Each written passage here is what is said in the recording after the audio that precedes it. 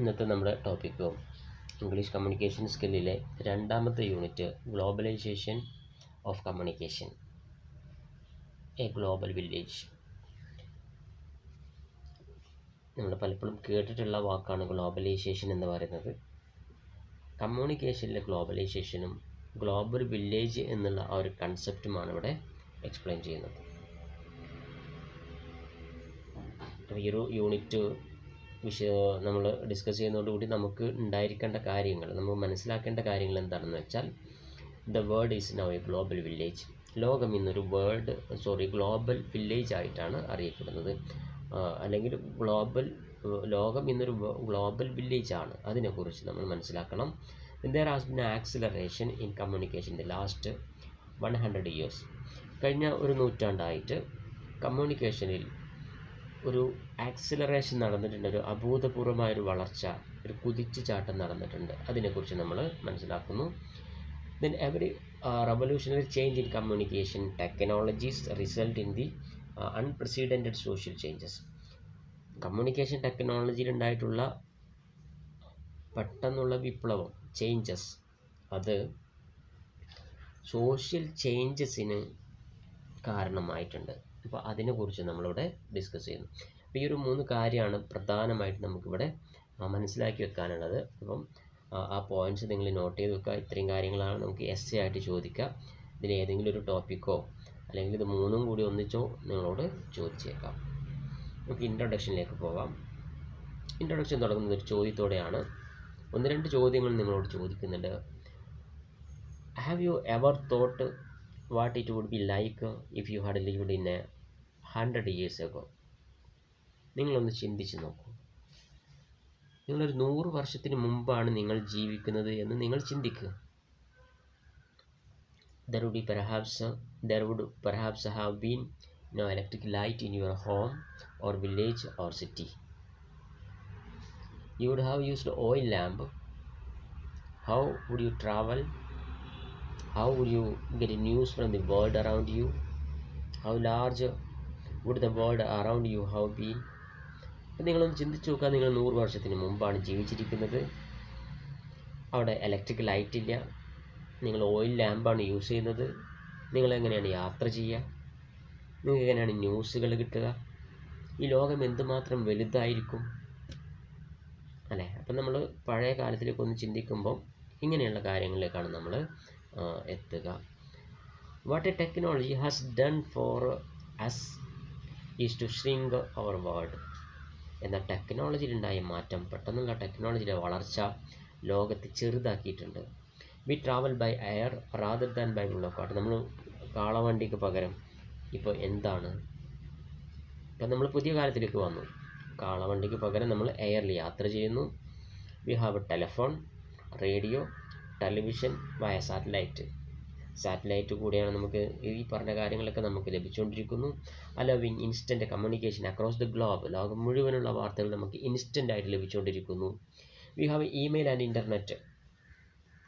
A person who has magically transported from early 20th century to the early 21st century would be puzzled and quite lost our world. 20ാം നൂറ്റാണ്ടിൽ നിന്ന് 21ാം നൂറ്റാണ്ടിലേക്കുള്ള നമ്മുടെ മാറ്റം വളരെ മാജിക്കലായിരുന്നു. വളരെ അത്ഭുതകരമായ മാറ്റമാണ് എല്ലാ കാര്യങ്ങളും. എസ്പെഷ്യലി നമുക്ക് ശരിക്കും എടുത്തു പറയാൻ പറ്റും, എസ്പെഷ്യലി കമ്മ്യൂണിക്കേഷനിലാണ് അഭൂതപൂർവമായ മാറ്റങ്ങൾ ഉണ്ടായിട്ടുള്ളത് എന്ന് പ്രത്യേകിച്ച് നമുക്ക് എടുത്തു പറയാൻ പറ്റും. അപ്പോൾ ഈ യൂണിറ്റിൽ we shall think about the technology that has changed the world. ടെക്നോളജിയിൽ വന്ന മാറ്റം ലോകത്തെ എങ്ങനെ മാറ്റിയെന്ന് നമ്മൾ മനസ്സിലാക്കുന്നു. And about how it has done so. എങ്ങനെയാണ് ആ മാറ്റം ഉണ്ടായത്? We shall see in the past 150 years so technological changes have been much more rapid than any time in the history of human kind. മനുഷ്യനുണ്ടായത് മുതൽ changes ഇങ്ങനെ സംഭവിച്ചുകൊണ്ടിരിക്കുകയാണ്. എന്നാൽ ഇക്കഴിഞ്ഞ അടുത്ത 150 വർഷത്തിൻ്റെ വ്യത്യാസം, 150 വർഷത്തിനുണ്ടായ മാറ്റം എന്ന് പറയുന്നത് അത് ചരിത്രത്തിലുണ്ടായ ഏറ്റവും വേഗത കൂടിയ മാറ്റമാണ് എന്ന് നമുക്ക് പറയാൻ പറ്റും. As our means of communication have changed. നമ്മുടെ കമ്മ്യൂണിക്കേഷൻ രീതികൾ ചേഞ്ചസ് ചെയ്തു. Our communication need have changed as well. നമ്മുടെ ഇപ്പോൾ അപ്പോൾ ലോകം മുഴുവനുള്ള കമ്മ്യൂണിക്കേഷൻ ടെക്നോളജിയിൽ ചേഞ്ചസ് വന്നതുകൊണ്ട് നമ്മുടെ കമ്മ്യൂണിക്കേഷനിലും എന്ത് ചേഞ്ചസ് കൊണ്ടുവരുത്തേണ്ടതുണ്ട്. We know need to communicate with people all across the world. ലോകം മുഴുവനുള്ള ആൾക്കാരുമായിട്ട് നമ്മൾ കമ്മ്യൂണിക്കേഷൻ നടത്തേണ്ടതുണ്ട് അല്ലേ. നമ്മൾ കമ്മ്യൂണിക്കേഷൻ്റെ ഈ ഒരു സബ്ജക്റ്റ് തന്നെ എടുക്കുന്നത്, ഇതിൻ്റെ പേര് തന്നെ കമ്മ്യൂണിക്കേഷൻ സ്കിൽ എന്നാണ്. മറ്റുള്ളവരുമായിട്ട് സംസാരിക്കാനുള്ള സ്കില്ല് നമ്മൾ ഉണ്ടാക്കിയെടുക്കുക. നമുക്ക് ഓൾറെഡി ആ സ്കില്ല്, അതിന് നമ്മൾ മനസ്സിലാക്കേണ്ട ഒരുപാട് കാര്യങ്ങളുണ്ട്. അതൊക്കെ നമ്മൾ മനസ്സിലാക്കിയിട്ട് വേണം കമ്മ്യൂണിക്കേഷൻ നടത്താൻ. ആസ് എൻ എഡ്യൂക്കേറ്റഡ്, ഒരു വിദ്യാസമ്പന്നൻ എന്ന നിലക്ക് നമ്മൾ വളരെ വ്യക്തമായിട്ട് കുറേ കാര്യങ്ങൾ മനസ്സിലാക്കുന്നുണ്ട്. വരുന്ന ടോപ്പിക്കുകളിലൊക്കെ എങ്ങനെയാണ് മറ്റുള്ളവരുമായിട്ട് ഇടപഴകുക, സംസാരിക്കുന്നതിനുമായി ബന്ധപ്പെട്ട ടോപ്പിക്സ് ഇതിൽ വരുന്നുണ്ട്. അപ്പോൾ അത്രയും കാര്യങ്ങളാണ് ഇതിൽ പറഞ്ഞിട്ടുള്ളത്. ബാക്കി കാര്യങ്ങൾ നിങ്ങളൊന്ന് വായിച്ച് നോക്കുക, ഇൻട്രൊഡക്ഷനായിട്ടൊന്ന് വായിച്ച് നോക്കുക. ഇനി നമുക്ക് അടുത്ത ടോപ്പിക്ക്, ഇതിലെ പ്രധാനപ്പെട്ട കാര്യം ഗ്ലോബൽ വില്ലേജാണ്. എന്താണ് ഗ്ലോബൽ വില്ലേജ്? അവിടെ ഒരാളെ പേര് പരിചയപ്പെടുത്തിയിട്ടുണ്ട്, മാർഷൽ മാക്ലുഹാൻ. അദ്ദേഹത്തിൻ്റെ ഒരു ബുക്കിൽ നിന്നെടുത്ത ചെറിയൊരു ഭാഗമാണ് ഇതിൽ ഉൾപ്പെടുത്തിയിട്ടുള്ളത്. അണ്ടർസ്റ്റാൻഡിങ് മീഡിയ 1964 പബ്ലിഷ് ചെയ്തിട്ടുള്ള ബുക്ക് അദ്ദേഹത്തിൻ്റെ. Global village. It was Marshall McLuhan who coined the term the global village. ഇദ്ദേഹമാണ്, അതായത് മാർഷൽ മാക്ലുഹാനാണ് ഗ്ലോബൽ വില്ലേജ് എന്ന വേർഡ് ആദ്യമായിട്ട് യൂസ് ചെയ്യുന്നത്. മാക്ലുഹാൻ, നമ്മൾ ഗ്ലോബൽ വില്ലേജ് എന്ന് പലപ്പോഴും പറയാറുണ്ട്. ഈ വേർഡ് കൊണ്ടുവന്നത്, അത് ആദ്യമായിട്ട് യൂസ് ചെയ്തത് ഇദ്ദേഹമാണ്. McLuhan who died on the last day of 1980. Last day എന്ന് പറയുന്നത് December 31 അദ്ദേഹം മരണപ്പെടുന്നത്. അതുകൊണ്ടാണ് അങ്ങനെ പറഞ്ഞത് 1980 ലാസ്റ്റ് ഡേ എന്ന്. Has been called the most celebrated English teacher of the 20th century. 20ാം നൂറ്റാണ്ടിലെ വളരെ സെലിബ്രേറ്റഡ് ആയിട്ടുള്ള ഒരു ഇംഗ്ലീഷ് ടീച്ചറാണ് അദ്ദേഹം. Canadian. This Canadian was a professor of English literature, but he was also communication theorist and philosopher. ലിറ്ററേച്ചറിലൊരു പ്രൊഫസറാണ്, അതുകൂടാതെ അദ്ദേഹം കമ്മ്യൂണിക്കേഷൻ തിയറിസ്റ്റാണ്. അപ്പോൾ അദ്ദേഹമാണ് ആദ്യത്തെ വേർഡ്. അദ്ദേഹത്തെക്കുറിച്ചുള്ള ഒരു ബയോഡാറ്റ അവിടെ ഉണ്ട്. അതോടൊപ്പം തന്നെ അദ്ദേഹം കൊണ്ടുവന്ന ടേമും ഇത്രയും കാര്യങ്ങളൊക്കെ ഒന്ന് നോട്ട് ചെയ്ത് വെക്കുക. നമുക്ക് ഈ ഗ്ലോബൽ വില്ലേജിനെ കുറിച്ച് എഴുതുമ്പോൾ മാക്ലുഹാനെ കുറിച്ച് പറയാണ്ട് പോകാൻ സാധിക്കില്ല. What did he mean the global village? Global village എന്ന് പറഞ്ഞാൽ എന്താ? McLuhan was referring to a communication explosion that is creating the wired world. ലോകത്ത് ഒരു കമ്മ്യൂണിക്കേഷൻ എക്സ്പ്ലോഷൻ തന്നെ നടന്നിട്ടുണ്ട്, ഒരു വിസ്ഫോടനം നടന്നിട്ടുണ്ടെന്ന് അദ്ദേഹം പറയുന്നു. അതായത് ലോകം മുഴുവൻ വയേർഡ് വേൾഡാക്കി മാറ്റിയിരിക്കുന്നു, ലോകം മുഴുവൻ കണക്റ്റഡ് ആയിരിക്കുന്നു എന്ന്. ഇപ്പോൾ നമുക്കറിയാം, വേൾഡ് വൈഡ് വെബ് ആണ് നമ്മുടെ ലോകത്തെ മുഴുവൻ കണക്റ്റ് ചെയ്യുന്ന ഒരു ഇൻ്റർനെറ്റ് ഫെസിലിറ്റി. ഈ ഇൻ്റർനെറ്റ് ഫെസിലിറ്റി വരുന്നത് അമേരിക്കയിൽ നിന്നാണ്. അമേരിക്കയിലെ മിലിറ്ററിക്ക് അവരുടെ ഡാറ്റകൾ അങ്ങോട്ടും ഇങ്ങോട്ടും കൈമാറ്റം ചെയ്യാൻ, അവരുടെ വിവരങ്ങൾ അറിയാൻ വേണ്ടിയിട്ട് അവർ യൂസ് ചെയ്തിരുന്ന ഒരു ചെറിയ നെറ്റ്വർക്കാണ് ഈ ഇൻ്റർനെറ്റിൽ നമ്മൾ യൂസ് ചെയ്യുന്ന നെറ്റ്വർക്ക്. അത് പിന്നീട് വികസിപ്പിച്ചിട്ട് ഇത് കുറേ കാലം അമേരിക്ക പുറത്തേക്ക് വിടാണ്ട് പിടിച്ചു നിന്നായിരുന്നു. പിന്നീട് അത് അമേരിക്കയിൽ മാത്രമുള്ള ഒരു നെറ്റ്വർക്കായി, മിലിറ്ററി മാത്രം യൂസ് ചെയ്തിരുന്ന ഒരു നെറ്റ്വർക്ക് അമേരിക്കക്ക് മാത്രം ഉപയോഗിക്കാൻ പറ്റുന്ന ഒരു നെറ്റ്വർക്കാക്കിയിട്ട് അവർ ഉപയോഗിക്കുകയും കുറേ കാലം അത് പുറത്തേക്ക് വിടാണ്ട് പിടിച്ചു വെക്കുകയും പിന്നീട് അത് പുറത്തേക്ക് വിട്ടു അതൊരു വേൾഡ് വൈഡ് വെബാക്കിയിട്ട് മാറ്റി, ലോകത്തെ മുഴുവൻ കണക്റ്റ് ചെയ്യുന്ന ഒരു ഇൻ്റർനെറ്റ് ഫെസിലിറ്റി ആയിട്ടത് പിന്നീട് മാറുകയും ചെയ്തു. അതോടുകൂടിയാണ് ഈ ഇദ്ദേഹം പറഞ്ഞിട്ടുള്ള ഒരു ഗ്ലോബൽ എന്താ പറയുക, ഒരു വിസ്ഫോടനം, കമ്മ്യൂണിക്കേഷൻ എക്സ്പ്ലോഷൻ നടന്നിട്ടുള്ളത് അതിന് ശേഷമാണ്. Our world is now interconnected by the instantaneous flow of information between any 2 points on the globe.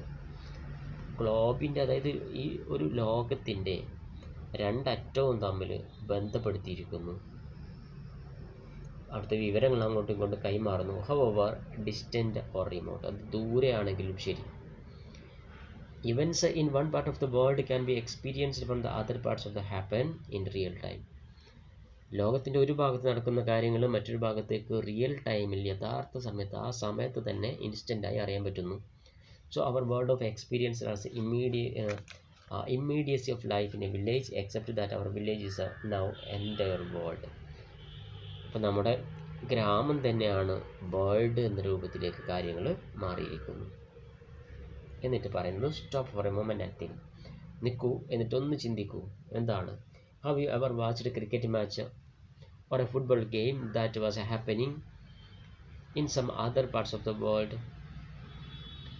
such as Australia, Germany or West Indies, live on television? നിങ്ങൾ കണ്ടില്ലേ ക്രിക്കറ്റ് മാച്ച് നടക്കുമ്പോൾ, ഈ പറഞ്ഞ രാജ്യങ്ങളിൽ cricket match നടക്കുമ്പോൾ ലൈവായിട്ട് നമുക്ക് നമ്മുടെ വീട്ടിലിരുന്ന് കാണാൻ പറ്റുന്നുണ്ട്, ചിന്തിച്ചിട്ടില്ലേ? എന്നിട്ട് ഒരു activity, ask older person in house if they remember that time when they were waited for a next day's newspaper to find what happened in a game abroad. വീട്ടിലുള്ള പ്രായമുള്ള ആൾക്കാരോട് ചോദിക്കുക, നേരത്തെ നടന്ന സംഗതികൾ അറിയാൻ വേണ്ടി, ഇന്ന് നടന്ന സംഗതി അറിയാൻ വേണ്ടി നാളെ വരുന്ന പേപ്പർ വെയിറ്റ് ചെയ്തിരുന്ന ആ ഒരു കാലത്തെക്കുറിച്ച് ആലോചിച്ച് നോക്കുക. നമ്മൾ ന്യൂസ് പേപ്പറിലാണ് പല വിവരങ്ങളും അറിയുന്നത്. അതന്നെ ന്യൂസ് പേപ്പറിൽ പല കാര്യങ്ങളും ഇൻസ്റ്റൻ്റ് ആയിട്ടുള്ളതൊന്നും അറിഞ്ഞോളണമെന്നില്ല. ഇന്ന് നടക്കുന്ന കാര്യങ്ങൾ നമ്മൾ നാളെയാണ് നമ്മുടെ വീട്ടിലുള്ള ആൾക്കാരോട് ചോദിച്ചാൽ തന്നെ നമുക്ക് നമ്മളോട് പറയാനുള്ള കാര്യം അതാണ്, അല്ലേ? ഇന്ന് അങ്ങനെയല്ല, നടക്കുന്ന അതേ കാര്യങ്ങൾ അതേപോലെ ഓൺ ദ സ്പോട്ടിൽ നമ്മൾ അറിയുന്നു. അപ്പോൾ ജസ്റ്റ് അവരോടൊക്കെ ഒന്ന് ചോദിച്ചു നോക്കുക, എങ്ങനെയായിരുന്നു. നമ്മളൊന്ന് ചിന്തിച്ച് നോക്കുക ആ ഒരു കാലം. ഇപ്പോൾ ജസ്റ്റ് മൊബൈൽ ഫോൺ ഇല്ലാത്തൊരു കാലം പോലും നമുക്ക് ചിന്തിക്കാൻ പറ്റുന്നില്ല, അല്ലേ? മൊബൈൽ ഫോണ് നമ്മൾ അത്രയും അതുമായിട്ട് അറ്റാച്ച്ഡ് ആണ്. Have you ever used a cell phone to speak to your friend or relative from another country or from a train or airport? എന്നിട്ട് അവരോട് ചോദിച്ചു നോക്കുക, നിങ്ങൾ ഫോൺ യൂസ് ചെയ്തിരുന്നോ? പഴയ ആൾക്കാരോട്. ഇപ്പോൾ പഴയ ആൾക്കാരും പഴയ തലമുറയിലുള്ള ആൾക്കാരും നമുക്ക് അവരെ കാണാൻ കഴിയുന്നില്ലല്ലേ? പുതിയ തലമുറ തന്നെയാണ് ഇപ്പോൾ ഉള്ളത്. അതായത് ഫോൺ നിലവിൽ യൂസ് ചെയ്തുകൊണ്ടിരിക്കുന്ന ആൾക്കാർ തന്നെയാണ് ഇപ്പോഴും, അല്ലേ? നമ്മുടെ മുത്തച്ഛന്മാരൊക്കെ ചിലപ്പോൾ ഫോൺ യൂസ് ചെയ്യുന്നവർ തന്നെയാണ്. Then activity 2, ask the older people in your family. They remember the time when telephone calls were expensive and difficult to make, and people sent a telegram to say what they had arrived safely or inform about some urgent news. ഫോണില്ലാത്തൊരു കാലത്തെക്കുറിച്ചിട്ട് ചിന്തിച്ച് നോക്കൂ, അതിനെക്കുറിച്ചൊന്ന് ചോദിച്ചു നോക്കൂ. പഴയ ആൾക്കാരോട് പോയിട്ട് ചോദിച്ചു നോക്കുക. നിങ്ങൾ നിങ്ങളുടെ പാരൻസിനോടോ അല്ലെങ്കിൽ നിങ്ങളുടെ ഗ്രാൻഡ് പാരൻസിനോടോ ഒന്ന് ചോദിച്ചു നോക്കുക, ഒരു ഫോണ് വീട്ടിൽ സെറ്റ് ചെയ്യാൻ വേണ്ടി വരുന്ന ചിലവ് എത്രയാണെന്ന്. നമുക്കറിയാം, നമുക്ക് ഓൾറെഡി നേരത്തെ ഉണ്ടായിരുന്നത് BSNL കണക്ഷനാണ്. ആ BSNL കണക്ഷൻ എടുക്കാൻ വേണ്ടി 20,000 ഗവൺമെൻറ്റിലേക്ക് ഡെപ്പോസിറ്റ് ചെയ്യണം. എന്നിട്ടാണ് ആ ഫോൺ നമ്മുടെ വീട്ടിൽ കൊണ്ടുവന്നിട്ട് ഫിറ്റ് ചെയ്ത് തരിക. അത് വളരെ എക്സ്പെൻസീവ് ആയിരുന്നു. ഒരു ഗ്രാമത്തിൽ ഏതെങ്കിലും ഒരു വീട്ടിൽ, ഗ്രാമങ്ങളിലില്ല, ഒന്ന് കോൾ ചെയ്യണമെന്നുണ്ടെങ്കിൽ ടൗണിൽ പോയിട്ട് വിളിക്കേണ്ട അവസ്ഥ വരെയൊക്കെ ഉണ്ടായിരുന്നു. തൊട്ടടുത്ത വീട്ടിൽ നമ്മൾ നമ്പർ കൊടുക്കുന്ന, അല്ലേ? നമ്മൾ അങ്ങനെയൊക്കെ ഫോൺ നമ്പർ എഴുതുമ്പോൾ നമ്മൾ PP എന്നൊക്കെ എഴുതി വെക്കും. അടുത്ത വീട്ടിലെ നമ്പർ ഒക്കെ ആയിട്ടാണ് എഴുതി വെക്കുക, അല്ലേ? ഇപ്പോൾ ഒരു വീട്ടിൽ എത്ര കണക്ഷനാണ് അങ്ങനെ എഴുതി വെക്കുന്ന. അല്ലെങ്കിൽ വീടിൻ്റെ തൊട്ടടുത്ത് എന്തെങ്കിലും ഓഫീസോ മറ്റോ സ്ഥാപനങ്ങളുണ്ടെങ്കിൽ അവിടുത്തെ ഫോൺ നമ്പർ ആയിരിക്കും അവിടെയുള്ള എല്ലാവരും യൂസ് ചെയ്യുക. ആ ഒരു ഗ്രാമത്തിലേക്കുള്ള ഫോൺ കോളുകളൊക്കെ വരുന്നത് അവിടെയായിരിക്കും. അപ്പോൾ അങ്ങനെയൊക്കെയുള്ളൊരു കാലമുണ്ട്. അതോടൊപ്പം തന്നെ നമ്മൾ മനസ്സിലാക്കേണ്ട ഒരു സംഗതിയാണ്, പലർക്കും കേട്ട് പരിചയം പോലും ഇല്ലാത്തൊരു സാധനമാണ് ടെലഗ്രാം. ടെലഗ്രാം എന്ന് കേൾക്കുമ്പോൾ നിങ്ങൾക്ക് വേഗം മൊബൈൽ ഫോണിലെ ടെലഗ്രാം ആപ്ലിക്കേഷനാണ് ഓർമ്മ വരിക. അതല്ല, ടെലഗ്രാം എന്ന് പറയുന്നത് ഫോൺ വരുന്നതിൻ്റെ തൊട്ട് മുന്നേ യൂസ് ചെയ്തിരുന്ന, കമ്മ്യൂണിക്കേഷന് വേണ്ടി യൂസ് ചെയ്തിരുന്ന, നിങ്ങൾക്ക് യൂട്യൂബിൽ സെർച്ച് ചെയ്താൽ അതിൻ്റെ രൂപം കാണാൻ പറ്റും, ഒരു മെഷീനാണ് ടെലഗ്രാം മെഷീൻ. ഈ ടെലഗ്രാം മെഷീനിൽ പെട്ടെന്ന് ഡാറ്റ കൈമാറാൻ കഴിയും. ഇൻസ്റ്റൻ്റായിട്ട് ഡാറ്റ കൈമാറ്റം ചെയ്യാൻ സാധിക്കുന്ന ഒരു ഉപകരണമായിരുന്നു. അത് കണ്ടുപിടിച്ച ആളെക്കുറിച്ചൊക്കെ നിങ്ങൾ തന്നെ സെർച്ച് ചെയ്യുക, യൂട്യൂബിലും ഗൂഗിളിലൊക്കെ സെർച്ച് ചെയ്തിട്ട് അത് കണ്ടുപിടിക്കുക. ആ ടെലഗ്രാമിൽ ഒരു ഷീറ്റിൽ എന്തൊക്കെയോ സിമ്പിൾസ് ഇട്ടിട്ട് ആ സിമ്പിൾസ് ആ മെഷീൻ റീഡ് ചെയ്യും. ആ മെഷീൻ റീഡ് ചെയ്തിട്ട് ഒരു സൗണ്ടോ അങ്ങനെ എന്തോ ആണ്. അതിൻ്റെ ശരിക്കുള്ള മലയാളം പേര് വരുന്നത് കമ്പി എന്നാണ് അതിന് പറയുക. കമ്പി അയക്കുക എന്നാണ് അതിന് പറയുക. അപ്പോൾ നിങ്ങളത് സെർച്ച് ചെയ്ത് നോക്കുക. അപ്പോൾ അതുമായി ബേസ് ചെയ്തിട്ടാണ് നമ്മുടെ പോസ്റ്റ് ഓഫീസിൻ്റെ മലയാളത്തിലുള്ള പേര് തന്നെ കമ്പിത്തപാൽ ആപ്പീസ് എന്നായിരുന്നു. പോസ്റ്റ് ഓഫീസ് വഴി ഒരു കാർഡ് അയക്കുകയാണ് ചെയ്യുക. ആ കാർഡ് ജസ്റ്റ് ഇപ്പം ഗൾഫിലാണെന്നുണ്ടെങ്കിൽ ആ ഗൾഫിൽ വെച്ചിട്ട് ആ കാർഡ് പ്രിൻ്റ് ചെയ്യും. ആ പ്രിൻ്റ് ചെയ്യല്ല, അങ്ങനെ ഒരു കുത്തിയിടുകയാണ് ചെയ്യുക. ഡോട്ട് ഇട്ടിട്ട് ആ കാർഡ് മെഷീൻ റീഡ് ചെയ്യും. ആ റീഡ് ചെയ്ത ബെല്ല് നമ്മുടെ ഇപ്പുറത്തുള്ള നമ്മുടെ നാട്ടിലുള്ള പോസ്റ്റ് ഓഫീസിലും എന്താവും, അത് റീഡ് ചെയ്യും. ആ കുത്ത് അവിടെ കിട്ടും. ആ കുത്ത് വായിച്ച് മനസ്സിലാക്കേണ്ട രീതി അത് പോസ്റ്റ്മാൻമാർക്ക് മാത്രമാണ് അറിയാം. അവരത് വായിച്ചിട്ട് കേൾപ്പിക്കും. അങ്ങനെ ആയിരുന്നു അന്ന് യൂസ് ചെയ്തിരുന്നത്. നിങ്ങൾക്കത് സെർച്ച് ചെയ്യാം കേട്ടോ, അതിൻ്റെ ചിത്രങ്ങളും കാര്യങ്ങളൊക്കെ. ഞാനിപ്പോൾ അത് ഷെയർ ചെയ്യുന്നില്ല. അപ്പോൾ അങ്ങനെ ഉള്ള ഒരു സാധനം അവർ യൂസ് ചെയ്തിട്ടുണ്ടോ അതിനെക്കുറിച്ചും ജസ്റ്റ് നിങ്ങളൊന്ന് മനസ്സിലാക്കുക. അങ്ങനെയാണ് അർജൻറ്റ് ന്യൂസൊക്കെ അയച്ചിരുന്നത്. ആ ടെലഗ്രാമിൻ്റെ പേര് യൂസ് ചെയ്തിട്ടാണ് ഇപ്പോൾ ഉള്ള നമ്മുടെ മെസ്സഞ്ചർ യൂസ് ചെയ്യുന്നത്. യുവതലമുറയ്ക്ക് എന്തേ മനസ്സിലാവുള്ളൂ, നമ്മുടെ ജനറേഷനിലുള്ളവർക്ക് നമ്മുടെ ഫോണിലുള്ള ടെലഗ്രാം മെസ്സഞ്ചറിനെ കുറിച്ച് അറിയുള്ളൂ. അപ്പോൾ ആ കാര്യങ്ങളൊക്കെ ഒന്ന് മനസ്സിലാക്കി വെക്കുക. അതിന് അടുത്തത് വരുന്നത് odds journey just over 100 years ago. 100 വർഷം കൊണ്ട് നമുക്കുണ്ടായ ഓഡസ് ജേണി, വളരെ ക്ലേശകരമായൊരു യാത്ര എന്താണ്? For many of you, it may be difficult to imagine time when a letter took 3 weeks to travel from India to Britain by sea. If we go back to the 19th century, we find 3 weeks, 21 days, war once recorded journey from Trishnapalli to Visakhapatnam. കുറച്ച് മുന്നേ ഉള്ള കാലം ഒന്ന് ആലോചിച്ച് നോക്കുക. നിങ്ങളുടെ പാരൻസിൻ്റെ കാലഘട്ടം തന്നെ, ഗ്രാൻഡ് പാരൻസിൻ്റെ അടുത്ത് പോകേണ്ട, നിങ്ങളുടെ പാരൻസിൻ്റെ കാലം ആലോചിച്ച് നോക്കുക. അവരോട് ചോദിക്കുക, ഒരു ലെറ്റർ, ഇപ്പോൾ ഇതിൽ ബ്രിട്ടനാണ് പറഞ്ഞിട്ടുള്ളത്, ഒരു ലെറ്റർ ഗൾഫിലേക്ക്, നമ്മൾ ഗൾഫിൽ പലപ്പോഴും എന്താ പറയുക, നമ്മുടെ തലമുറയിലുള്ള ആൾക്കാർ മുഴുവൻ എന്താണ്, വിദേശ അറബ് രാജ്യങ്ങളിൽ ജോലി ചെയ്തിരുന്ന ആൾക്കാരാണ്. അപ്പോൾ അവർക്ക് നമ്മൾ പലപ്പോഴും എന്ത് ചെയ്തിട്ടുണ്ട്, കത്തുമായിട്ടാണ് ബന്ധപ്പെടുക. ആ കത്ത് എഴുതുന്ന കാലത്തെക്കുറിച്ചൊന്ന് ആലോചിച്ച് നോക്കൂ. ഇവിടുന്ന് ഗൾഫിലേക്ക് ഒരു കത്ത് എഴുതാൻ നമ്മൾ ഒരു കത്ത് എഴുതി അത് പോസ്റ്റ് ചെയ്തിട്ട് ഒരു 7 days എപ്പോൾ ആ കത്ത് ഗൾഫിലേക്ക് എത്താൻ സമയമെടുക്കുന്നു. അത് കഴിഞ്ഞ് അതിനൊരു റിപ്ലൈ കിട്ടാൻ വീണ്ടും 7 days സമയമെടുക്കുന്നു. അപ്പോൾ ഒരു വിവരം അറിയിക്കാൻ നമ്മൾ 15 ദിവസം കാത്തിരിക്കേണ്ട അവസ്ഥ വരുന്നു. നോർമൽ കേസിൽ അതിന് ലേറ്റ് ആവാം. അങ്ങനെ ഒരു അവസ്ഥയെ കുറിച്ചൊന്ന് ആലോചിച്ച് നോക്കൂ. നമുക്കിപ്പോൾ വാട്സപ്പ് ഉണ്ട്, ജസ്റ്റ് മെസ്സേജ് ചെയ്താൽ ഓൺ ദ സ്പോട്ടിൽ റിപ്ലൈ കിട്ടും. ആ ഒരു സ്ഥാനത്ത് 15 ദിവസം വെയിറ്റ് ചെയ്യണം ഒരു കാര്യം അങ്ങോട്ട് പറഞ്ഞ് അതിൻ്റെ റിപ്ലൈ കിട്ടാൻ. അങ്ങനെയുള്ളൊരു കാലത്തെക്കുറിച്ച് ഇപ്പോൾ നമുക്ക് ചിന്തിക്കാൻ പറ്റും. എന്നാൽ നമ്മുടെ തൊട്ട് മുന്നേയുള്ള തലമുറ അങ്ങനെ ആയിരുന്നു. നമ്മൾ ഈവൻ നമ്മുടെ നാട്ടിൽ പോലും അങ്ങോട്ടും ഇങ്ങോട്ടും കത്തുകൾ അയച്ചുകൊണ്ടാണ് നമ്മൾ ആശയവിനിമയം നടത്തിയിരുന്നത്. അപ്പോൾ ആ ഒരു കാലത്തെക്കുറിച്ച് ഒന്ന് ഇമാജിൻ ചെയ്ത് നോക്കൂ. തൃശ്ശൂർപ്പള്ളിയിൽ നിന്ന്, ഇതൊരാളുടെ അനുഭവം എഴുതിയതാണ്, തൃശ്ശൂർപ്പള്ളിയിൽ നിന്ന് വിശാഖപട്ടണത്തിലേക്ക് പോകാൻ എടുത്ത മണിക്കൂറുകൾ. In 1892, the grandfather of the astrophysicist C. Chandrasekhar performed just such a journey. അദ്ദേഹം നടത്തിയൊരു ജേണിനെ കുറിച്ചാണ് പറഞ്ഞിട്ടുള്ളത്.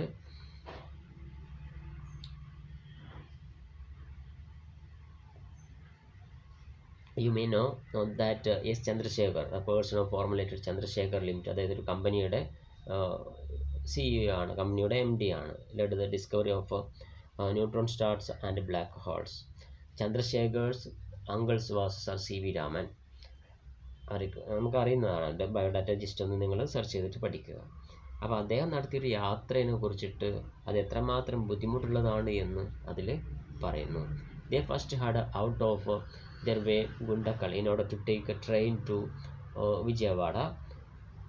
Then they travel by construction train and canal boats to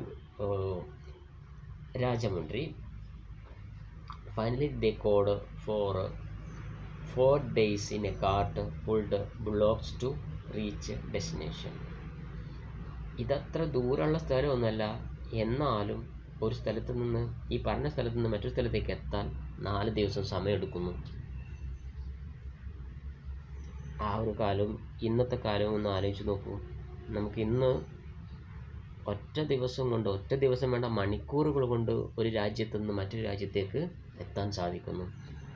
അപ്പോൾ പഴയ തലമുറ ജീവിച്ച ആ ഒരു രീതിയും ഇപ്പോഴത്തെ അല്ലേ, നമുക്ക് ഇപ്പോൾ ആ സമയമൊന്നും മതിയാകുന്നില്ല. അതായത് എത്ര സ്പീഡിൽ പോകാൻ പറ്റും. ഇപ്പോൾ ട്രെയിൻ ഉണ്ട്, ട്രെയിനിൽ നമ്മൾ പോയാലും നമുക്ക് ആ സ്പീഡ് മതിയാകുന്നില്ല. അപ്പോൾ നമുക്ക് ബുള്ളറ്റ് ട്രെയിൻ വേണം. അപ്പോൾ അത്രയും സ്പീഡ് ഇങ്ങനെ കൂടി വന്നുകൊണ്ടിരിക്കുകയാണ് എന്നതാണ് ഇവിടെ മനസ്സിലാക്കേണ്ടത്. ബാക്കി നിങ്ങളൊന്ന് ജസ്റ്റ് വായിച്ച് നോക്കുക കേട്ടോ. അപ്പോൾ യാത്രയുടെ ഒരു കാര്യമാണ് അവിടെ പറയുന്നത്. നമുക്ക് പഠിക്കാനുള്ള മറ്റൊരു ടോപ്പിക്കാണ് the history of human communication as a day in our lifes. ഇതിൽ ഇടയ്ക്ക് കാണുന്ന വർക്കുകളൊക്കെ നിങ്ങളത് ചെയ്ത് നോക്കട്ടോ. ആക്ടിവിറ്റി കുറേ കാണും, അതൊക്കെ വെറുതെ ഒന്ന് വായിച്ച് നോക്കുക. ദ കമ്മ്യൂണിക്കേഷൻ ഫെസിലിറ്റി, ഇതിൽ പറയുന്നത് the story of human communication as a day in our lifes. എങ്ങനെയാണ് നമ്മുടെ ഈ കമ്മ്യൂണിക്കേഷൻ സ്റ്റാർട്ട് ചെയ്യുന്നത്, അപ്പോൾ അതിൻ്റെ ഒരു ഉത്ഭവത്തെക്കുറിച്ച് പറയുന്നു. The communication facilities that we take granted today actually represent the every recent achievement in the history of human kind. ഇനിയുള്ള ടോപ്പിക്കൊക്കെ നിങ്ങൾ കാര്യമായിട്ട് തന്നെ വായിച്ച് നോക്കുക. ഈ ഒരു പാരഗ്രാഫ് മൊത്തം, ഇവിടെ 2-3 പാരഗ്രാഫ് ഉണ്ട്, അത് മൊത്തം വായിച്ച് മനസ്സിലാക്കേണ്ടതാണ്. എസ്സേ ചോദിക്കുന്നതാണ്. The communication facilities that we take for a granted today actually represent a very recent achievement in the history of human kind. മനുഷ്യനുണ്ടായിട്ട് എത്ര കാലമായി? ആ കാലത്തിനിടയ്ക്ക് ഈ അടുത്ത കാലത്താണ് കമ്മ്യൂണിക്കേഷൻ എന്ന് പറയുന്ന ആശയവിനിമയം രൂപപ്പെട്ടു വരുന്നത്. ഈ അടുത്ത കാലത്തെന്ന് പറഞ്ഞാൽ തൊട്ടടുത്ത കാലമല്ല, മനുഷ്യന്മാരുണ്ടായ കാലം ആലോചിച്ച് നോക്കുമ്പോൾ കുറേ കാലം എന്താണ് കമ്മ്യൂണിക്കേഷൻ എന്ന് പറയുന്ന ഒരു സംഗതി ഉണ്ടായിരുന്നില്ല. നല്ല രീതിയിലുള്ള ഒരു കമ്മ്യൂണിക്കേഷൻ ഉണ്ടായിരുന്നില്ല എന്ന് പറയാം. Just now recent they are dramatically described by Frederick Williams in essay The 360 Century Day. Frederick William എന്ന് പറയുന്ന അദ്ദേഹത്തിൻ്റെ ഒരു ബുക്കിൽ, അദ്ദേഹത്തിൻ്റെ ഒരു ലേഖനത്തിൻ്റെ പേര് 360 Century Day എന്നാണ്. ആ ലേഖനത്തിൽ പറയുന്നുണ്ട്. അതിന് 360 Century Day എന്ന് പേര് കൊടുക്കാനുള്ള ഒരു കാരണമുണ്ട്, അത് പിന്നീട് മനസ്സിലാവും. Let's just suppose that the cultural history of a human being begins around 360 century ago. 360 നൂറ്റാണ്ടുകൾക്ക് മുമ്പാണ് മനുഷ്യൻ ഉണ്ടാകുന്നത് എന്ന് അദ്ദേഹം പറയുന്നു. Biologically of course human being or homo sapiens are thought to have evolved much earlier, about 2 lakh years ago, spreading out in Africa 1 lakh years ago, but more around 34,000 BCE to 10,000 BCE. ഇതിൽ പറയുന്നത് 360 നൂറ്റാണ്ടുകൾക്ക് മുമ്പാണ് ഉണ്ടായത്, അല്ലെങ്കിൽ 2 ലക്ഷം വർഷങ്ങൾക്ക് മുമ്പ്. അത് പുതിയ ഒരു കണ്ടുപിടുത്തമായിരുന്നു. ആഫ്രിക്കയിലാണ് മനുഷ്യൻ്റെ ഉത്ഭവം എന്ന് പറഞ്ഞിട്ട് ഒരു എന്താ പറയുക അന്വേഷണം നടക്കുന്നു, ഗവേഷണങ്ങൾ നടന്നുകൊണ്ടിരിക്കുന്നു. ആഫ്രിക്കയിൽ നിന്ന് ഏറ്റവും ഏജ് ഉള്ള മനുഷ്യൻ്റെ അവശിഷ്ടങ്ങൾ കിട്ടിയെന്ന് പറഞ്ഞിട്ട് അവിടെ അതിൻ്റെ ഗവേഷണങ്ങൾ നടന്നുകൊണ്ടിരിക്കുന്നു. അപ്പോൾ അതിൻ്റെ വസ്തുതകളെക്കുറിച്ചൊന്നും നമുക്കറിയില്ല, ശാസ്ത്രത്തിൻ്റെ കയ്യിൽ കിടക്കുന്ന കാര്യങ്ങളാണ്. അതിനെക്കുറിച്ച് നമ്മൾ ജസ്റ്റ് മനസ്സിലാക്കി വെക്കുക, അത്രേ ഉള്ളൂ. അപ്പോൾ 2 lakh years 1 lakh years എന്നൊക്കെ അതിൻ്റെ കാര്യത്തിൽ മനുഷ്യൻ എങ്ങനെ ഉണ്ടായി, എപ്പോൾ ഉണ്ടായി എന്നതിനെക്കുറിച്ച് ഇപ്പോഴും കോൺട്രവേഴ്സികൾ നടന്നുകൊണ്ടിരിക്കുകയാണ്. അപ്പോൾ ബി സി ഇ എന്ന് പറയുന്നത് ബിഫോർ കോമൺ എറ ആണ്. നമ്മുടെ മൈൻഡിൽ വരുന്ന മൊത്തത്തിലുള്ള മനുഷ്യന്മാരുടെ കാലഘട്ടത്തെ കോമൺ എറ എന്നും CE എന്നും BCE എന്നും തരംതിരിച്ചിട്ടുണ്ട്. നമുക്ക് മനസ്സിലാക്കാൻ പറ്റുന്ന കുറച്ച് കാലങ്ങളുണ്ട്, നമ്മുടെ കണക്കിൽ വരുന്ന അന്വേഷണങ്ങളിൽ മനസ്സിലായിട്ടുള്ള കാലം, അതിനെ നമ്മൾ കോമൺ എറ എന്ന് പറയും. നമ്മുടെ ചിന്തകൾക്ക് അപ്പുറത്തുള്ള കുറേ കാലങ്ങളുണ്ട്, അതിന് മുമ്പും ഇവിടെ മനുഷ്യന്മാരുണ്ടായിട്ടുണ്ട്. ആ കാലത്ത് നമ്മൾ BCE എന്നാണ് പറയുക, ബിഫോർ കോമൺ എറ. ഇതിനെ നമ്മൾ വേറൊരു രീതിയിൽ നമ്മൾ പറയാറുണ്ട്, എന്താണ് AD എന്നും BC എന്നും. AD എന്ന് പറയുന്നത് അനോ ഡൊമിനിക് ആണ്, അതായത് BC എന്ന് പറയുന്നത് ബിഫോർ ക്രൈസ്റ്റ് ആണ്. ഇപ്പോൾ നമ്മളിപ്പോൾ 2024 ജീവിക്കുന്നത്. ഈ 2024 സ്റ്റാർട്ട് ചെയ്യുന്നത് 1 നിന്നാണല്ലോ. ആ 1 തുടങ്ങുന്നതിന് മുമ്പുള്ള കാലമുണ്ട്. ഈ 1 സ്റ്റാർട്ട് ചെയ്യുന്നത് നമുക്കറിയാം, യേശു ക്രിസ്തുവിൻ്റെ ജനനം മുതലാണ് 1 സ്റ്റാർട്ട് ചെയ്യുന്നത്, 1-ാമത്തെ വർഷം. അതിൻ്റെ മുമ്പുള്ളതിന് BC എന്നാണ് പറയുക, ബിഫോർ ക്രൈസ്റ്റ്. അപ്പോൾ ക്രിസ്തുവിന് മുമ്പുള്ള വർഷത്തെ നമ്മൾ അങ്ങോട്ട് ബാക്കോട്ടാണ് എണ്ണുകയും ചെയ്യുക. അപ്പോൾ അതിനെക്കുറിച്ചൊക്കെ നിങ്ങളൊന്ന് മനസ്സിലാക്കുക. അപ്പോൾ എന്തായാലും ആഫ്രിക്കയിലാണ് ആദ്യത്തെ മനുഷ്യനുണ്ടായതെന്ന് ചില കണ്ടുപിടുത്തങ്ങൾ പറയുന്നു. ഇന്ത്യയിലും അതേപോലെ തന്നെ മനുഷ്യന്മാർ പുരാതന കാലത്ത് ജീവിച്ചിരുന്ന ഗുഹകളിലൊക്കെ ജീവിച്ചിരുന്ന കാര്യങ്ങൾ അവൈലബിൾ ആണ്. അത് in parts of India such as Bhimbetka near Bhopal, അവിടെ ഗുഹകളിൽ മനുഷ്യന്മാർ ജീവിച്ചതായിട്ടുള്ള തെളിവുകൾ കിട്ടിയിട്ടുണ്ട്. The author of a cave painting was a Cro-Magnon man, Paleolithic period. These were Stone Age people. ആദിമ മനുഷ്യന്മാർ, അതാണ് ക്രോമാഗ്നൻ എന്ന് പറയുന്നത്. അവർ ഗുഹകളിലൊക്കെ വരച്ചു വെച്ചിട്ടുണ്ട്, ചിത്രങ്ങൾ വരച്ചു വെച്ചിട്ടുണ്ട്. അപ്പം ഞാൻ നേരത്തെ പറഞ്ഞ സ്ഥലങ്ങളിലൊക്കെ ഗവേഷണം നടക്കുന്നത് അവിടെ ഗുഹകൾ കാണുകയും അവിടെ എന്തൊക്കെയോ ഗുഹൻ്റെ ഉള്ളിൽ ചിത്രങ്ങൾ കാണുകയും ചെയ്തപ്പോഴാണ് അവിടെ പരീക്ഷണങ്ങളും നിരീക്ഷണങ്ങളൊക്കെ നടത്തിയത്. അതിൻ്റെ അടിസ്ഥാനത്തിൽ അവിടെ ആളുകൾ ജീവിച്ചിട്ടുണ്ടെന്ന് മനസ്സിലാവുന്നു. ശരിക്കും പറഞ്ഞാൽ ഈ കമ്മ്യൂണിക്കേഷൻ്റെ പഴയ ഒരു രൂപം എന്ന് പറയുന്നത് ചിത്രങ്ങളാണ്. അപ്പോൾ നിങ്ങളൊന്ന് ചിന്തിച്ച് നോക്കുക, ആദ്യത്തെ മനുഷ്യനുണ്ടാവുക, കുറേ മനുഷ്യന്മാരുണ്ട്, അവരുടെ ഇടയിൽ ലാംഗ്വേജ് ഇല്ല, അവരെങ്ങനെയാണ് സംസാരിച്ചിട്ടുണ്ടാവുക? I think as an animal. അല്ലെ, മൃഗങ്ങൾ സംസാരിക്കുന്നുണ്ടോ? ഇല്ല. സംസാരിക്കുന്നില്ല എന്നല്ല, അവർ ലാംഗ്വേജ് ഉപയോഗിക്കുന്നുണ്ടോ? ഇല്ല.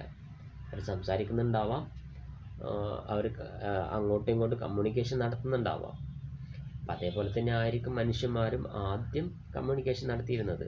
അപ്പം എന്തായാലും ഈ ക്രോമാഗ്നൻ എന്ന് പറയുന്നത് ആദിമ മനുഷ്യൻ,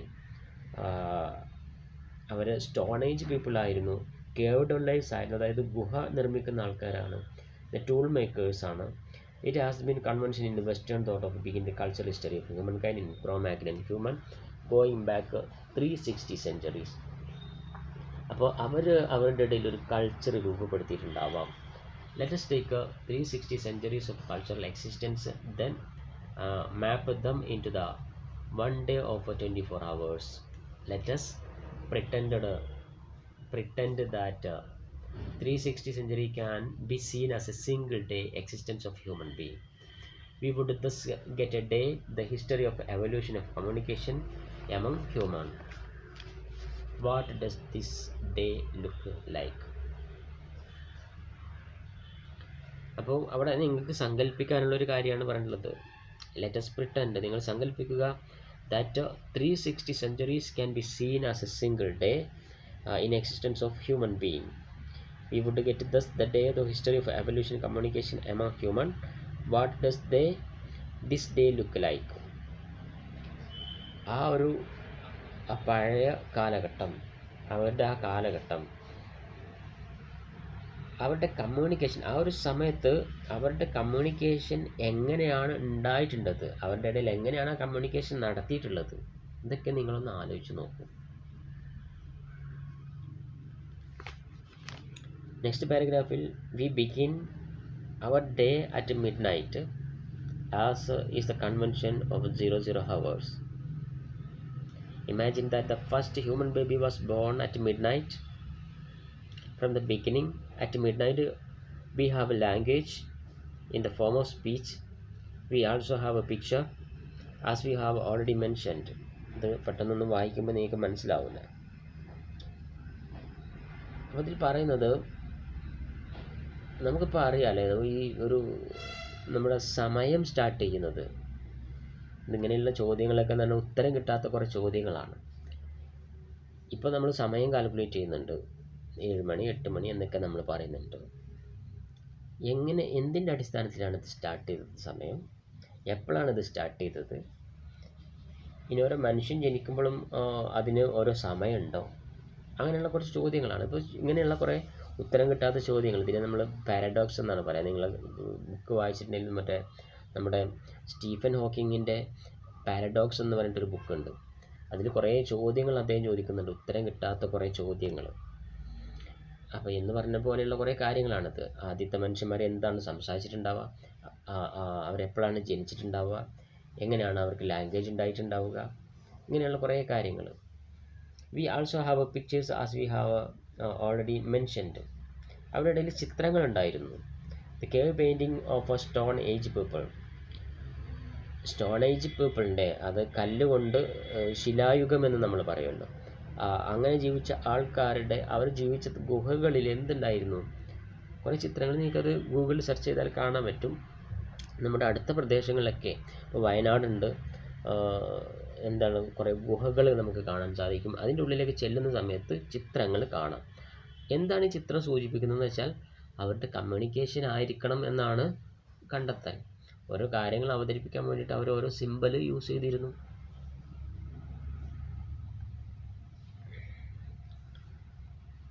Then the origin of writing is commonly taken to be around a mere 5,000 years ago. ഇതാണ് പറഞ്ഞത്, ഈ അടുത്ത കാലത്താണ് കമ്മ്യൂണിക്കേഷൻ ശരിക്കും കോയിൻ ചെയ്ത് വരുന്നത്. 5000 ഇയേഴ്സിന് മുമ്പാണ് ശരിക്കുള്ള ഒരു കമ്മ്യൂണിക്കേഷൻ രീതിയിലേക്ക് വരുന്നത് എന്ന് പറയുന്നു. So the journey from speech writing takes 31 years of 310 centuries, 310 centuries. From 360 centuries to ago, 50 centuries ago, in terms of communication, day of 24 hours and 40 minutes. The first human baby is now 20 hours 40 minutes old. ഇതൊക്കെ ചില കണ്ടെത്തലുകളാണ് കേട്ടോ, സാങ്കല്പികമായതാവാം അല്ലാതെ ആവാം. അപ്പോൾ അങ്ങനെയുള്ള കുറച്ച് കാര്യങ്ങളൊക്കെ അവിടെ അങ്ങനെ പറഞ്ഞിട്ടുണ്ട്. അപ്പോൾ ഇതിൽ എന്തായാലും ആദിമ മനുഷ്യർ കമ്മ്യൂണിക്കേഷന് വേണ്ടിയിട്ട് എന്ത് യൂസ് ചെയ്തു? ചിത്രങ്ങൾ യൂസ് ചെയ്തു എന്ന് നമുക്ക് ഇതിൽ നിന്ന് മനസ്സിലാക്കാം. ഈ കാര്യങ്ങളൊന്നും ഞാൻ പറയുന്നില്ല, അത് നിങ്ങൾ ജസ്റ്റ് കമ്മ്യൂണിക്കേഷനിലുണ്ടായിട്ടുള്ള ഒരു ചേഞ്ചസിനെ കാണിക്കാൻ വേണ്ടിയിട്ട് തന്നിട്ടുള്ള ഒരു ചാർട്ടാണ്. ടെലിഫോണിൻ്റെ വരവ്, റേഡിയോൻ്റെ വരവ്, commercial radio, sound motion picture വരുന്നത് 1912 അതിൻ്റെ സമയം കൂടെ അവിടെ കാണിച്ചിട്ടുണ്ടോ. അപ്പം ടെലിഫോണൊക്കെ കണ്ടുപിടിച്ചത് അതിൻ്റെയൊക്കെ കറക്റ്റ് സമയം, അതിൻ്റെ ഇൻസിഡൻ്റൊക്കെ നമുക്കറിയാം. ടെലിഫോണ് എന്ന് പറയുന്ന ഒരു ഇൻസ്ട്രുമെൻ്റ്, അതിനെക്കുറിച്ച് പരീക്ഷണങ്ങൾ നടത്തിക്കൊണ്ടിരുന്ന ഒരാൾ, അദ്ദേഹത്തിൻ്റെ പേര് ഞാൻ മറന്നു. അദ്ദേഹം ടെലിഫോണ് കണ്ടുപിടിച്ച സമയത്ത് അദ്ദേഹത്തിൻ്റെ വീട്ടിൽ വെച്ചിട്ട് തന്നെയാണ് അത് യൂസ് ചെയ്യുന്നത്. 2 അപ്പുറം റിസീവർ വെച്ചിട്ട് അദ്ദേഹം ഇത് യൂസ് ചെയ്യുന്നു. അത് യൂസ് ചെയ്യുന്ന സമയത്ത് അത് ആദ്യത്തെ പരീക്ഷണം വിജയിക്കുന്നത്, അതായത് തൊട്ടപ്പുറത്ത് പറയുന്ന കാര്യം അപ്പുറം കേൾക്കുന്ന ഒരു പരിപാടിയാണ് അദ്ദേഹം കണ്ടുപിടിക്കുന്നത്. അപ്പോൾ അദ്ദേഹത്തിൻ്റെ ഭാര്യയാണ് അദ്ദേഹം പരീക്ഷണത്തിനുണ്ട് അപ്പുറത്തെ തലക്കിൽ നിർത്തിയിട്ടുള്ളത്. അങ്ങനെ ആദ്യമായിട്ടുള്ള പരീക്ഷണം ആദ്യമായിട്ട് വിജയിക്കുകയും ഇപ്പുറം പറഞ്ഞത് അപ്പുറത്തെ സൈഡിൽ കേൾക്കുകയും ചെയ്തു. അങ്ങനെ കേൾക്കുകയും ചെയ്ത സമയത്ത് അത് ആദ്യം അതിൽ നിന്ന് വിളിച്ച സൗണ്ട് എന്താണെന്ന് വെച്ചാൽ അദ്ദേഹത്തിൻ്റെ ഭാര്യനെ തന്നെ വിളിക്കുകയാണ് ചെയ്തത്. അദ്ദേഹത്തിൻ്റെ ഭാര്യയുടെ പേര് ഹലോ എന്നാണ്. അങ്ങനെയാണ് ഈ ഹലോ വന്നത് പോലും. അപ്പോൾ 1876 ടെലിഫോൺ കണ്ടുപിടിക്കുന്നത്. റേഡിയോ വരുന്നത് 1900 സൗണ്ട് മോഷൻ പിക്ചർ 1912 നമുക്കറിയാം. സിനിമയൊക്കെ വരുന്നത് 1912 ആദ്യത്തെ സിനിമ, അതിനെക്കുറിച്ചൊക്കെ നമ്മൾ പഠിച്ചിട്ടുണ്ട്. പിന്നെ കമ്പ്യൂട്ടർ വരുന്നത് 1942 എത്ര അടുത്താണെന്ന് നോക്കി നോക്കൂ.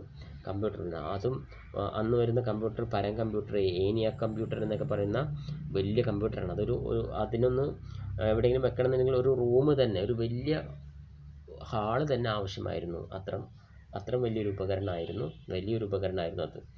ദെൻ സെറോഗ്രാഫി, അതായത് ഫോട്ടോസ്റ്റാറ്റ് മെഷീൻ വരുന്നു. കളർ ടെലിവിഷൻ വരുന്നു. ഫസ്റ്റ് കൊമേഴ്ഷ്യൽ സാറ്റലൈറ്റ് വരുന്നു.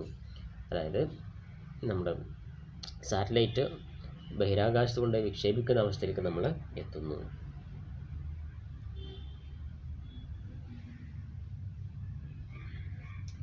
ബാക്കി റൈറ്റിങ്സ് ഒക്കെ നിങ്ങളൊന്ന് വായിച്ചു നോക്കുക.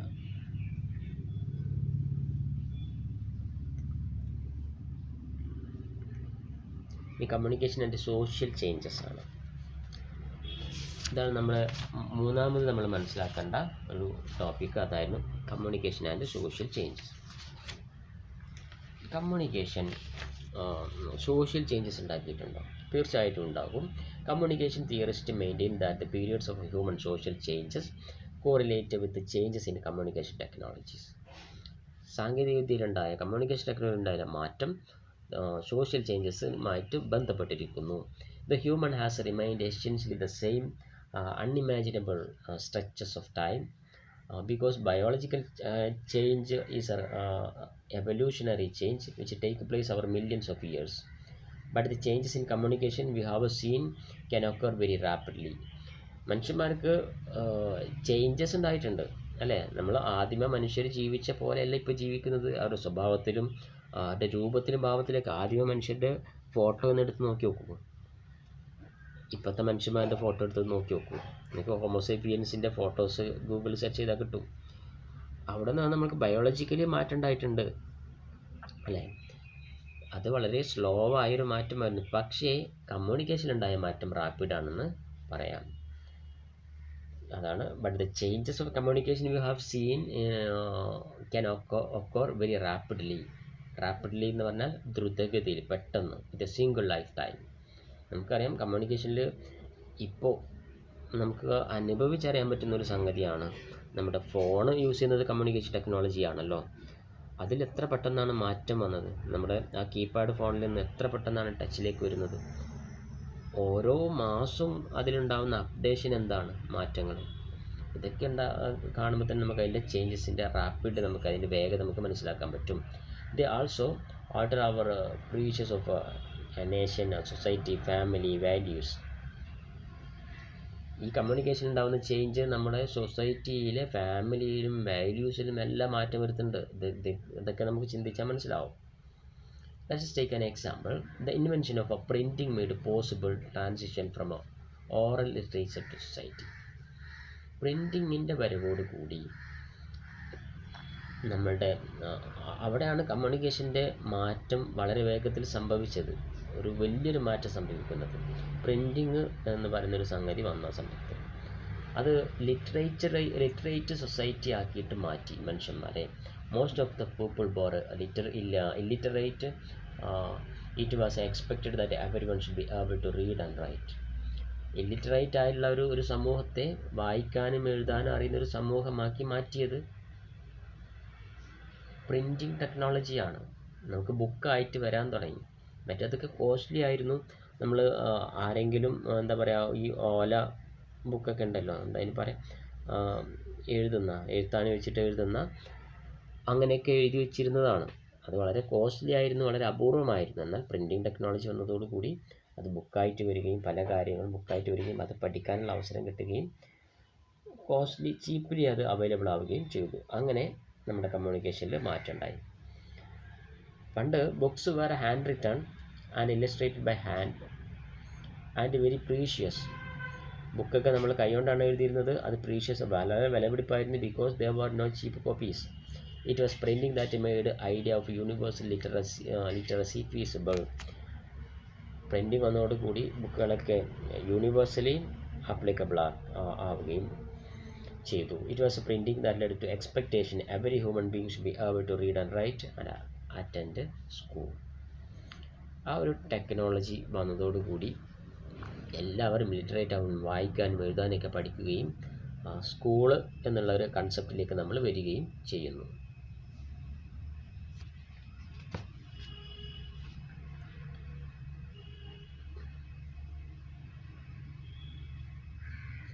And earlier, when the transmission of knowledge was oral, the idea of distance education was unimaginable. മുമ്പൊക്കെ കമ്മ്യൂണിക്കേഷൻ എന്ന് ഓറലായിരുന്നു, നേരിട്ട് സംസാരിക്കുക എന്നുള്ള രീതി.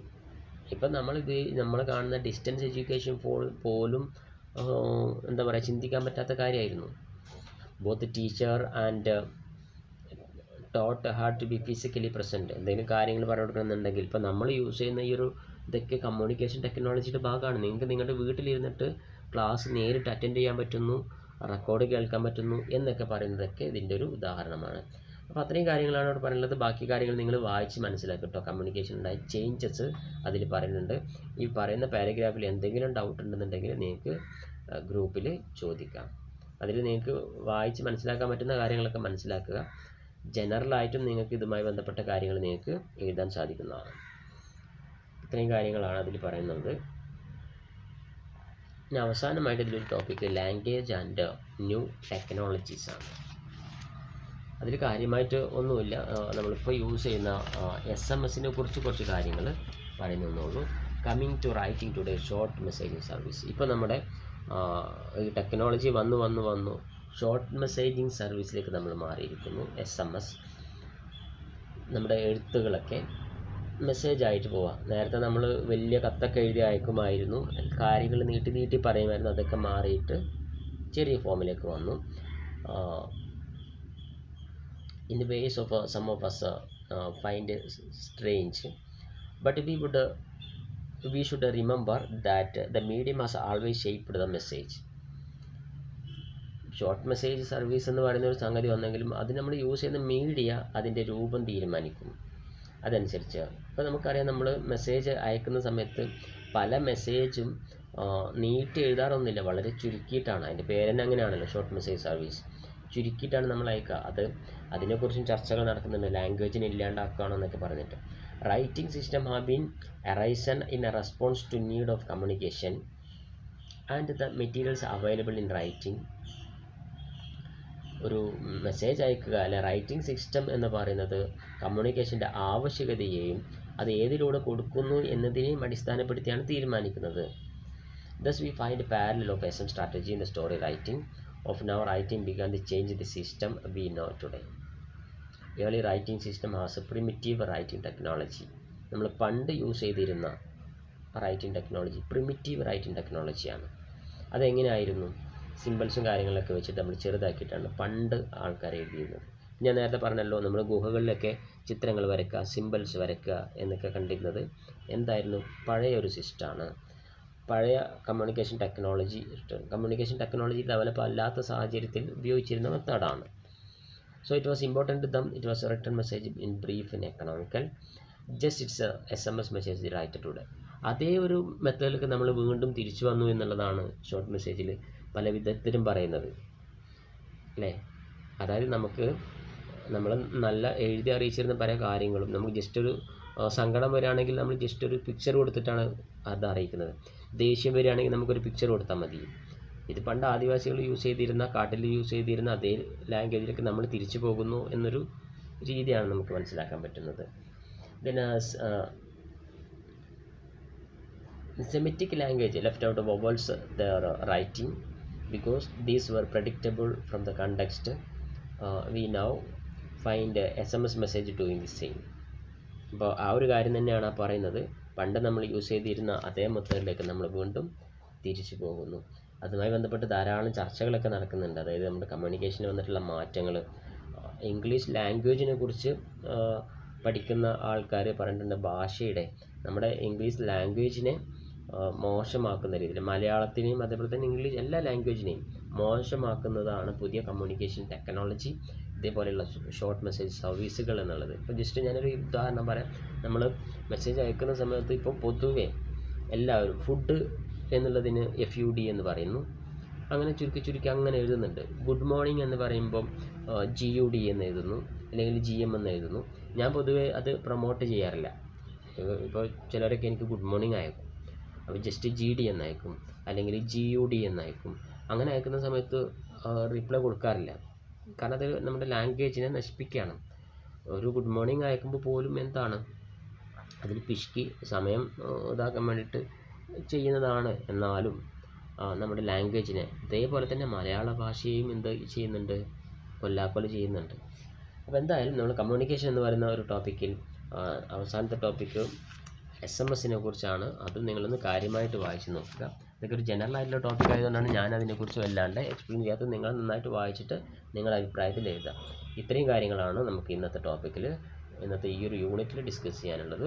അപ്പോൾ thank you for listening. Good bye. അടുത്ത ക്ലാസ്സിൽ വീണ്ടും കാണാം.